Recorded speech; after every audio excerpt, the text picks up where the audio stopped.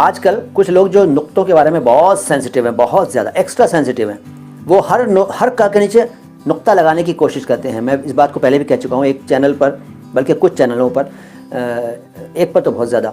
ऐसी एक आवाज़ सुनाई देती है जो दिखाई तो नहीं देते साहब, वो वीओ करते हैं वहाँ पे, लेकिन वो जब भी क वाले शब्द बोलते हैं तो क़ बोलते हैं। यहाँ तक कि किताब को किताब कहते हैं, किताब, ठीक है, किताब। हर क वाले शब्द में क़ थोड़ी होता है भाई। उर्दू में हज़ारों ऐसे शब्द हैं जो क साउंड वाले हैं।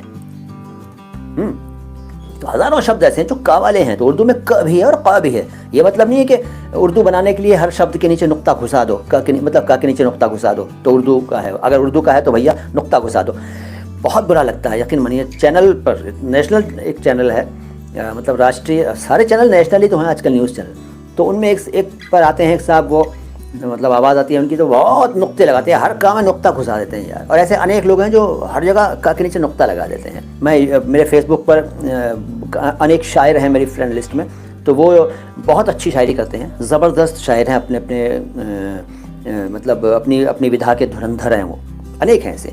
लेकिन उनमें से कई ऐसे हैं जब हिंदी में लिख रहे होते हैं अपनी गज़ल, अपनी रचना, अपना कलाम, तो उसमें अननेसेसरीली नुक्ता घुसा देते हैं, क के नीचे भी, ग के नीचे भी, हर जगह। उनको लगता है कि उर्दू का शब्द है तो नुक्ता ज़रूर होगा। ये थोड़ी सी कम नॉलेज को दर्शाता है। आप अपने क्षेत्र में उस्ताद होंगे, लेकिन इस क्षेत्र में भी आपको इतना तो मालूम होना चाहिए, कोशिश करना चाहिए कि कहाँ नुक्ता लगेगा, कहाँ नहीं लगेगा, वरना अर्थ का अनर्थ होता है। कैसे होता है इसके बारे में मेरे सैकड़ों वीडियो हैं, यस, सैकड़ों ऐसे वीडियो हैं जिनमें मैंने बताया है कि कैसे नुक्ते के होने या ना होने से अर्थ का अनर्थ हो जाता है।